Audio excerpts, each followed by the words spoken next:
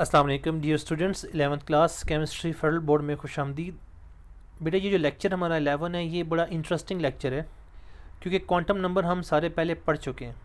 लेकिन अब जो क्वांटम नंबर के बारे में वो चीज़ें पढ़ेंगे जो कि इंट्री टेस्ट में या आपके फेडरल बोर्ड के जो एग्ज़ाम हैं उनमें एमसीक्यूज़ पॉइंट ऑफ व्यू से जो ट्रिकी क्वेश्चंस होते हैं वो इस लेक्चर में हमने देखने। तो अगेन वही हमारा जो पैटर्न है वो रहेगा कि हम अपने लेक्चर को इन डेप्थ पहले देख लेंगे, सरसरी सा देखेंगे आज क्योंकि हमने पहले इन डेप्थ देख लिया है। फिर क्वेश्चन मैंने आपको जो है वो करवाने हैं, इनके साथ जो है वो आंसर भी होंगे, तो आप उनको नोट्स की सूरत में अपने पास लिख लें ताकि जो है वो साथ साथ आपके नोट्स भी बनते रहें। अच्छा बेटे, लास्ट टाइम हमने जो भी principal magnetic quantum number, azimuthal quantum number और स्पिन क्वांटम नंबर पढ़े, ये सारी उनकी समरी है।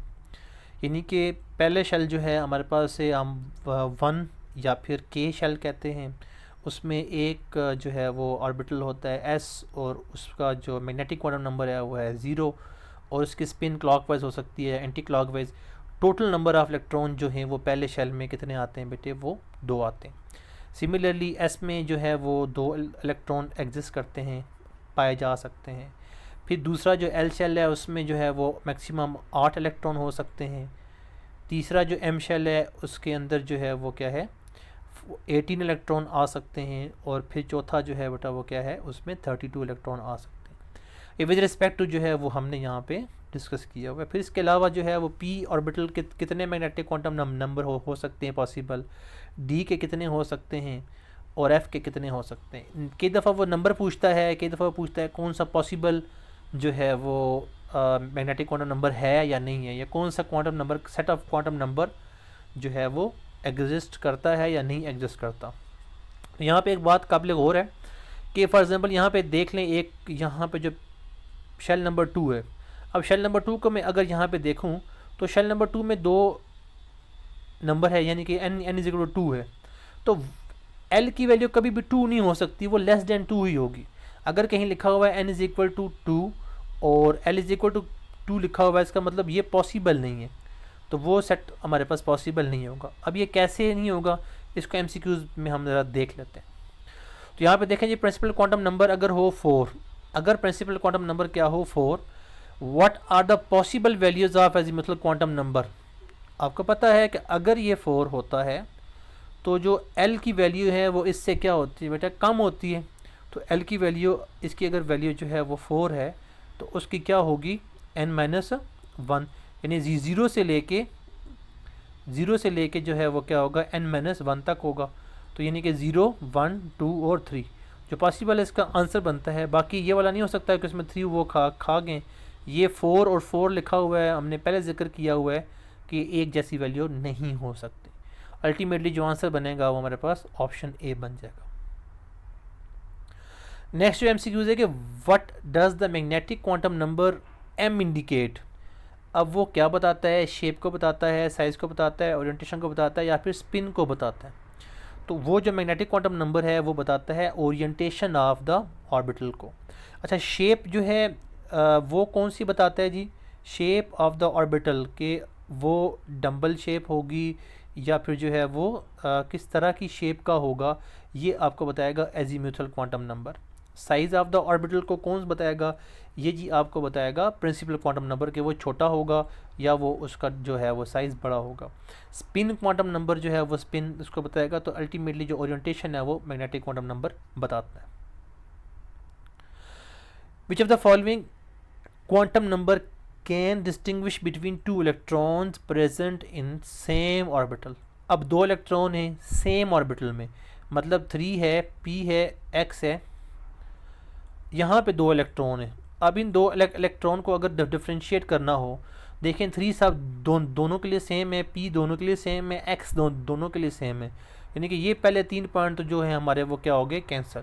तो फिर इनको एक्सप्लेन करने के लिए सिर्फ एक ही क्वांटम नंबर बचता है, वो है magnetic quantum number, sorry spin quantum number, क्योंकि मैग्नेटिक भी निकल गया, वो x एक्सिस पे होता है, ये जो है वो p हो गया, यहाँ पे क्या था 3 हो गया। तो उनको अगर जो उन्होंने डिफ्रेंशिएट करना है वो स्पिन क्वांटम नंबर से होगा। How many orbital can have the following quantum number, n is equal to 3, l is equal to 1, m l भी लिखते होते हैं और एम भी लिखते होते हैं, m is equal to zero. वो कहता है कि कितने क्वांटम नंबर जो हैं कितने ऑर्बिटल का ये क्वांटम नंबर हो सकता है। तो अब अगर इसको गौर से देखें तो एन की वैल्यू क्या है, 3 है। एल की वैल्यू क्या होती है बेटे, एल की वैल्यू अगर 1 हो तो उस केस में जो हमारे पास ऑर्बिटल होता है वो होता है पी। लेकिन एम की वैल्यू अगर 0 हो तो उस केस में वो हमारे पास होता है वाई। तो अब यहाँ पे वो कहता है कि 3py के कितने ऑर्बिटल जो हैं वो ये क्वांटम नंबर रख सकते हैं। तो ऑर्बिटल एक ही है जो ये क्वांटम नंबर रख सकता है, क्योंकि एम अगर फिक्स हो गया, अगर तो एम फिक्स ना होता तो हम लिख देते कि ±1 है तो 3 पॉसिबल ऑर्बिटल्स हैं जिनके ये 2 वैल्यू हो सकती हैं। अगर एम फिक्स हो गया तो बस फिक्स हो गया, अब इसका मतलब है कि वो और ऑर्बिटल चेंज नहीं हो सकता। अच्छा, ये maximum number of electron with l is equal to 3। तो अब वो पूछ रहा है कि अगर एल इज इक्वल टू 3 हो तो पहले आप ये समझ लें कि एल इज इक्वल टू 3 का मतलब क्या है। अगर वो आपको सीधा कह देता कि एफ़ के अंदर, फॉर एग्जांपल एफ़ ऑर्बिटल के अंदर कितने इलेक्ट्रॉन होते हैं, फिर आपके लिए आसानी थी। लेकिन उसने बताया एल इज इक्वल टू 3 ताकि वो आपको कन्फ्यूज़ कर सके। बात वही है, एल इज इक्वल टू 3 का मतलब क्या है कि वो एफ़ ऑर्बिटल की बात कर रहे हैं। एल इज इक्वल टू 2 का मतलब क्या होता है बेटा कि वो डी ऑर्बिटल की बात कर रहे हैं। एल इज इक्वल टू जो है 1 का मतलब होता है कि वो पी ऑर्बिटल की बात कर रहा है, और अगर 0 हो तो वो एस ऑर्बिटल की बात कर रहा होता है। तो आपको पता है कि एस में 2, पी में 6, डी में जो है वो 10 और एफ में जो है वो क्या है बेटे 14 इलेक्ट्रॉन आते हैं। Maximum number of orbitals present in a subshell can be represented by. तो एक ऑर्बिटल में मतलब एक जो नंबर ऑफ ऑर्बिटल हैं किसी भी सब शेल के अंदर वो कितने हो सकते हैं। तो उसको अगर हमें देखना, हमें पता है कि 12+1 जो है वो हमें पता होता है कि कितने ऑर्बिटल होते हैं। पहले में फॉर एग्जांपल 1 है, दूसरे में जो है वो 2 हैं, फिर 3 हैं, फिर जो है वो क्या है 4 हैं वगैरह वगैरह। उस तरह के हम जो है वो कंसिडर कर सकते हैं 12+1 से। अच्छा, नंबर ऑफ इलेक्ट्रॉन निकालने हो तो वो 2n² तब आपको शायद पता हो। Consider an electron in the 3p subshell. What are the principal and azimuthal quantum numbers? अगर वो कहता है कि 3p के लिए, अब लाजमी नहीं है यहाँ 3p हो, 3p की जगह वो कुछ भी आपसे पूछ सकते हैं। तो n की वैल्यू क्या है, n की वैल्यू 3p के लिए जो साथ में नंबर लिखा होता है वही होता है। तो ये तो मतलब ये ऑप्शन तो ख़त्म हो गया ना, फिर ऑप्शन ए, सी और डी बचे। अब आपको पता है या नहीं पता कि p को जो है वो हम क्या कहते हैं, l इज इक्वल टू 1 कहते हैं। तो अल्टीमेटली जो है वो हमारे पास ये डेल्टा ऑप्शन हो जाएगा।